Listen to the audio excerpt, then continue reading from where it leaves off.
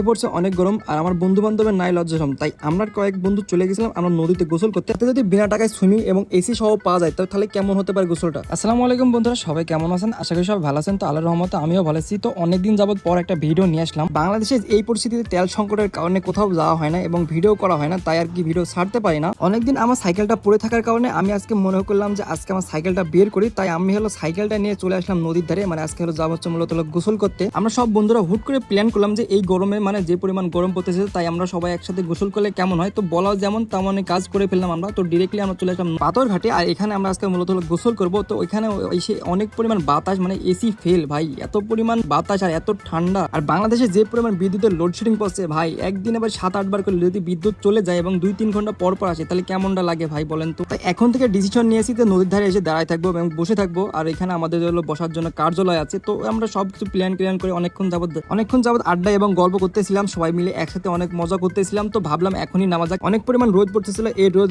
কমার কোনো সম্ভাবনা নাই, তাই আমরা ডিরেক্টলি চলে আসি নদীর ধারে। আর নদীর থেকে এখন নামবো হলো গোসল করতে পানিতে। পানি প্রচুর পরিমাণ ঢেউ এবং বাতাস লাগতেছিল। অন্যান্য দিনের থেকে আজকে প্রচুর পরিমাণ বাতাস হচ্ছিল, কেন হচ্ছিল জানি না। আর হচ্ছে মানে বাতাস, সুন্দর একটা বাতাস। এই যে সব ইচ্ছু বাহিনীরা, আর ওই যে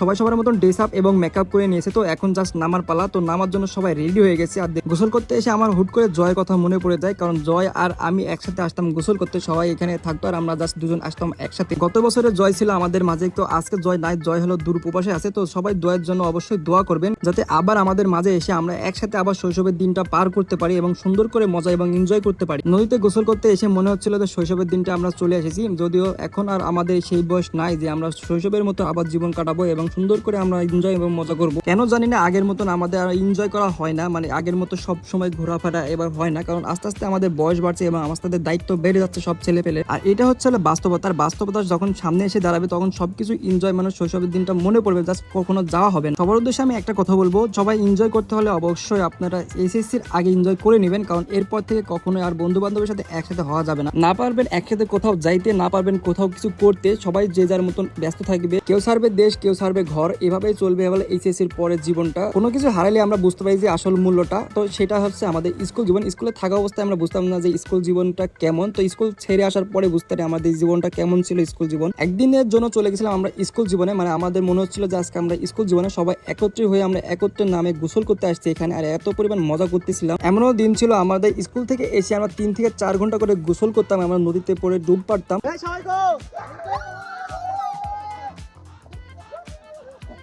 আর এখন বছরে একবারও আসা হয় না নদীতে, নদীর সামনে দিয়ে চলে গেলেও নদীতে নামা হয় না। অনেকদিন পর আমরা একত্রে হয়ে অনেকক্ষণ যাবত গোসল করলাম। তো আমাদের গোসল করা শেষ করে যে যার মতন বাসায় চলে যাবে। এই জায়গাটা কে কে চেনেন এবং কে কে আসছেন অবশ্যই কমেন্ট করতে ভুলবেন না। নদীতে গোসল করতে চাইলে অবশ্যই বন্ধুদের সাথে করে নিয়ে আসতে হবে, না হলে নদীতে গোসল করে কোনো মজা পাবেন না। তবে একটা সতর্ক বিষয় হচ্ছে যারা সাঁতার জানেন তো অবশ্যই তারা আসবেন, যারা সাঁতার জানেন না তারা আসার কোনো প্রয়োজন নেই। আমাদের গোসল করা শেষ, যে যার মতন মানে সবকিছু সারা কাহিনী হচ্ছে পারে।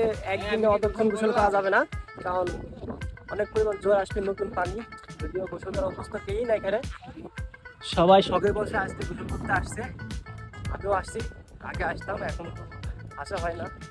এখন নদীতে নামতেই ভয় লাগে। কি অবশ্যই ভিডিওটি ভালো লাগলে অবশ্যই লাইক শেয়ার কমেন্ট করবেন এবং ফলো দিয়ে বলবেন। ভালো থাকবেন, সুস্থ থাকবেন, আল্লাহ হাফেজ। আর কমেন্ট দেন, নতুন ভিডিওর জন্য অবশ্যই ফলো দিবেন। ফুল নেক্সট ভিডিও আপকামিং। এই যে